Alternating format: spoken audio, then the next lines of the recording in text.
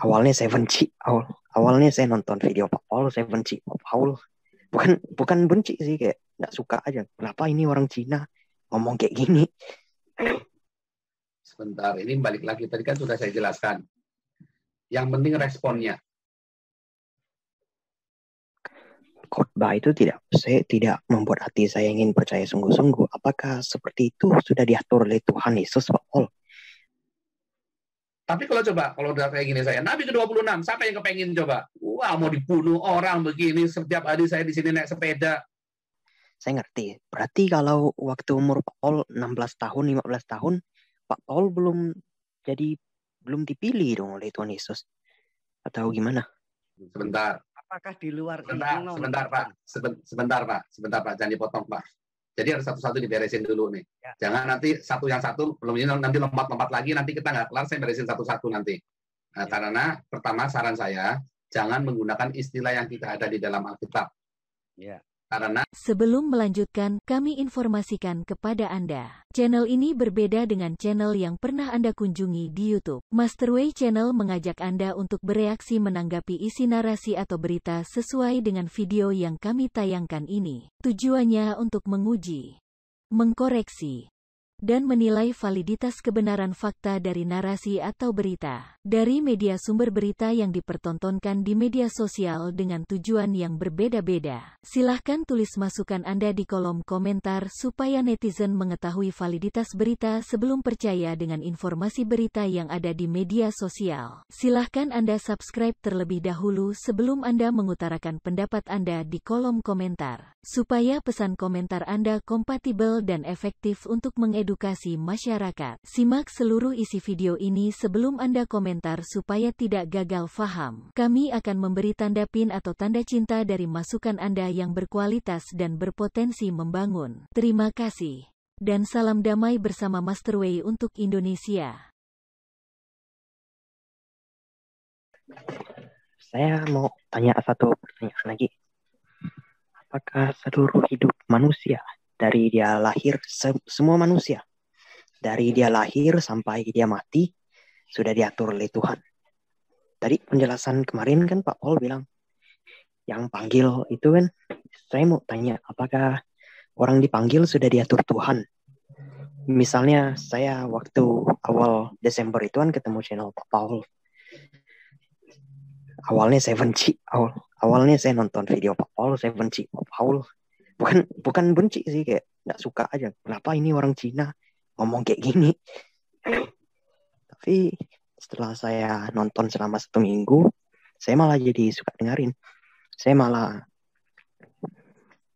itu apa tuh namanya Pak Paul, tertarik ikut Tuhan Yesus dengan sungguh-sungguh, karena kan pendeta sebelumnya tidak pernah buat saya mereka khotbah itu saya tidak membuat hati saya ingin percaya sungguh-sungguh. Apakah seperti itu sudah diatur oleh Tuhan Yesus, Pak Paul?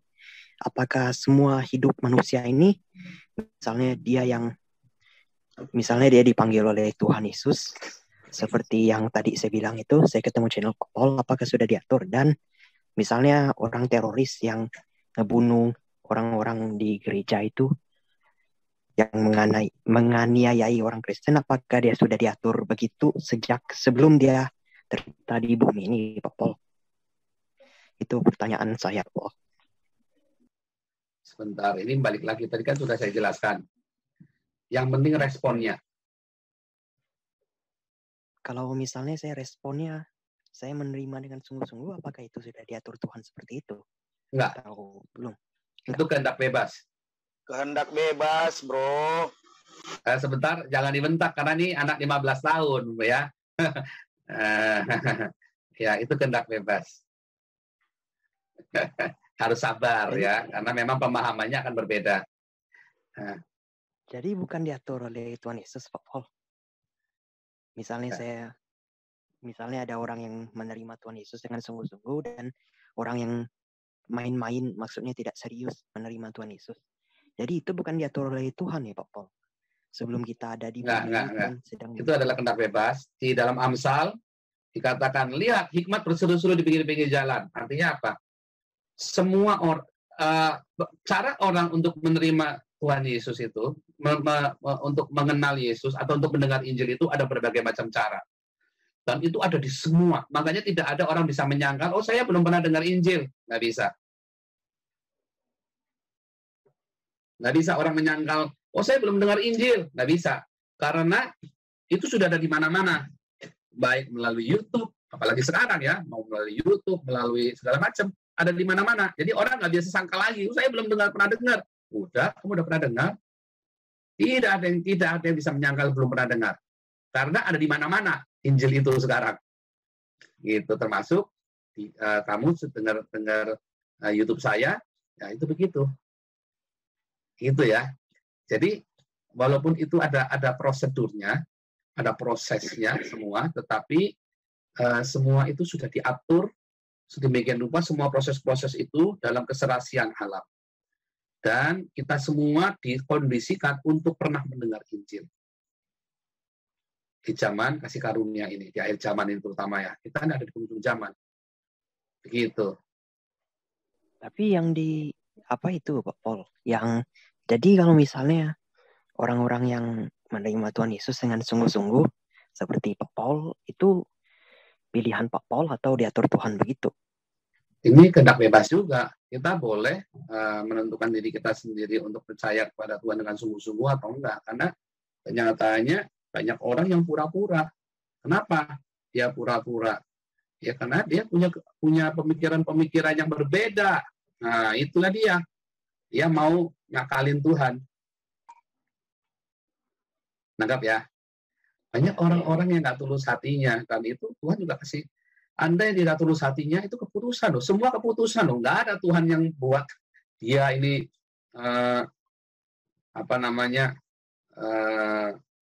nggak benar.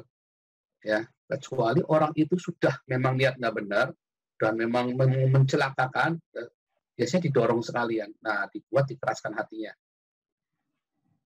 Memang apa? Supaya jadi, supaya jelas. Ya kan? Dan orang-orang juga melihat. Gitu ya. Kalau Jadi, Pak Paul, sebetulnya tetap keputusan sama kita.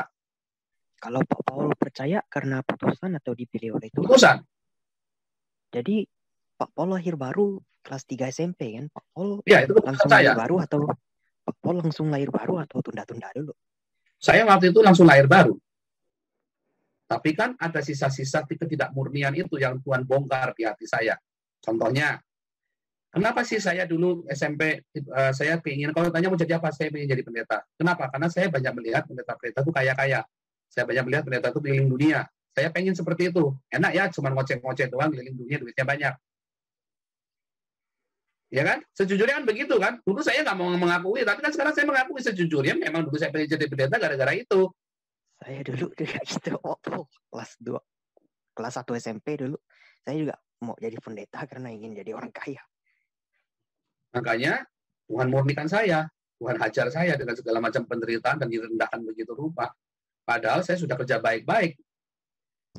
Saya sudah kerja baik-baik. Saya sudah sempat jadi saya sudah menjadi direktur di perusahaan besar. Gaji saya sudah mapan semua. Tiba-tiba kok bisa saya balik, saya mau melayani Tuhan. Habis melayani Tuhan, saya kepahitan, malah kegeeran sama pendeta-pendeta yang lain. Saya tinggalkan Tuhan, saya isi sendiri. Tuhan hancurkan saya jadi preman, jadi bajingan tuh. Saya mau jadi Islam segala. Salahnya di mana? Salahnya hati saya nggak murni, harus jujur. Bedanya kan banyak orang nggak mau jujur. Kalau saya kan bilang hati saya memang nggak murni dulu kok. Tetapi apakah saya nggak sungguh-sungguh? Saya sungguh-sungguh. Tetapi kan Tuhan yang menguji segala hati. Apalagi kita manusia banyak halunya. Wah, kenapa? Kita diajarinya begitu. Bukan karena saya niat mau halu. Karena diajarinya begitu sama pendeta-pendeta sebelumnya. Lihat, ya, diberkati saya, itu Tuhan. Jangan khawatir. Anda butuhkan. Lihat, sekarang saya pakai BMW mobilnya. Begini-begini. Ya, batuannya begitu. Saya bilang, oh benar juga nih. Saya mau jadi pendeta juga. Tapi kalau udah kayak gini saya, Nabi ke-26, siapa yang kepengen coba? Wah, mau dibunuh orang begini, setiap hari saya di sini naik sepeda.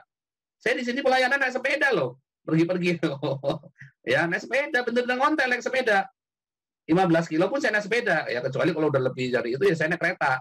Kenapa naik sepeda? Karena kalau nunggu bis bisa 4 jam. Ya kan? Nah, naik sepeda cuma 40 menit nyampe, 30 menit nyampe. Saya mendingan naik sepeda, gitu kan. Ini udah nyampe, udah selesai. Tapi kalau wilayah jauh, ya, tadi saya misalnya saya mau pergi ke Belanda atau mau pergi ke Swiss ya naik kereta, gitu ya. Tapi wah udah punya mobil nggak juga, nggak harus punya mobil juga, bisa jalan kok. Selama ini saya fine saja. Apalagi pelayanan saya sekarang kan lebih banyak offline, lebih banyak online daripada offline sejak corona ini. Tapi mulai ini kan tanggal 17 saya suntik corona yang telah kedua kan, jadi saya udah mulai aktif lagi turun. Tetapi kan yang lain juga masih separuh sudah terlanjur online semua. Nah, ini kita lagi setting. Tapi semua intinya adalah kemurnian hati. Intinya adalah kemurnian hati. Tuhan proses. Jadi jangan takut. Nanti Tuhan yang menguji, dan berbahagialah. Makanya di dalam Yakobus bilang berbahagialah kalau kamu jatuh dalam berbagai pencobaan, supaya kamu tekun, dan ketekunan itu kan menghasilkan imanmu. Ya, dalam imanmu jadi jelas, iman kita ini jelas. Jadi berbahagialah orang yang jatuh dalam percobaan, sekalian buat ngetes diri sendiri, jujur. Ya kan? Anda tulus apa enggak? Masalahnya banyak yang nggak tulus. Dan sejujurnya ada banyak sekali dalam kehidupan kita, walaupun sudah terima Yesus, ya, sudah lahir baru benar-benar pun masih ada yang nggak tulus. Dan itu Tuhan proses terus. Tinggal kita mau merespon terus dengan benar apa enggak. Masalahnya kan kita nggak mau merespon dengan benar. Dari awalnya kita sudah sebenarnya hati kita sudah licik dari awalnya. Tapi dulu saya berdoanya begini ya, waktu saya lahir baru, Tuhan, kalau sampai saya tinggalkan Tuhan, Tuhan hajar saya dengan keras, pakai cara apapun supaya saya balik kepada Tuhan. Itu dulu saya berdoanya begitu loh. Begitu saya tinggalkan Tuhan, hajar saya sekeras mungkin bagaimana caranya supaya jangan sampai meninggalkan Tuhan. Nah, apakah karena doa itu? Atau karena memang seperti itu. Tapi memang dulu saya berdoa seperti itu. Artinya apa? Memang saya benar-benar niat mau lahir baru, di luar ada motivasi saya mau jadi pendeta karena pengen kaya, ya kan? Di luar motivasi yang tidak benar itu, tetapi ada kelahiran baru yang sungguh-sungguh dari doa itu. Tuhan terus sampai saya belok dari Tuhan. Hajar saya dengan keras supaya saya balik, karena saya takut Tuhan. Saya nggak ingin tinggalkan Tuhan. Dan kemudian ketika saya tinggalkan Tuhan, dihajar dengan keras. Tetapi apakah itu karena perjanjian dengan Tuhan itu waktu saya kecil itu? Saya kira bukan karena itu. Memang karena firman Tuhan berkata, ya panggilan orang lahir baru ya pasti dikejar oleh Tuhan. Kemanakah aku dapat pergi? Nah, terus kemudian pilihan itu. Dan memang Tuhan sudah memilih saya. Waktu saya usia 17 tahun, ada 7 nubuatan ya. Dari umur 17 tahun, saya umur 20 tahun, saya umur 24, itu ada 7 nubuatan. Saya kumpulin ya, 7 nubuatan itu saya catat. Dan itu terjadi semua hari ini. Dan itu udah pilihan untuk pergi ke bangsa-bangsa. Apakah sama yang di RT upahnya beda? Sama upahnya saya dengan yang menjadi satu RT dengan yang bangsa-bangsa sama saja. Tinggal saya lebih rajin atau Anda yang lebih rajin. Itu ya. Jadi intinya itu tadi panggilan gitu ya. Panggilan itu respon kita. Respon kita. Ya, Pak Paul. Saya ngerti. Berarti kalau waktu umur Pak Paul 16 tahun, 15 tahun, Pak Paul belum dipilih dong oleh Tuhan Yesus. Atau gimana? Usia 17 tahun. Terima kasih Anda telah meluangkan waktu untuk memberi masukan kepada kami. Semoga komentar Anda bisa bermanfaat bagi generasi penerus bangsa ini. Terutama bagi diri kita sendiri dan untuk mereka yang mau berpikir dengan akal sehat. Karena dengan akal sehatlah kita bisa bedakan mana yang terbaik untuk diri kita sendiri. Semoga hari-hari Anda selalu dirahmati Tuhan Yang Maha Esa. Dan sampai ketemu lagi di konten Masterway berikutnya.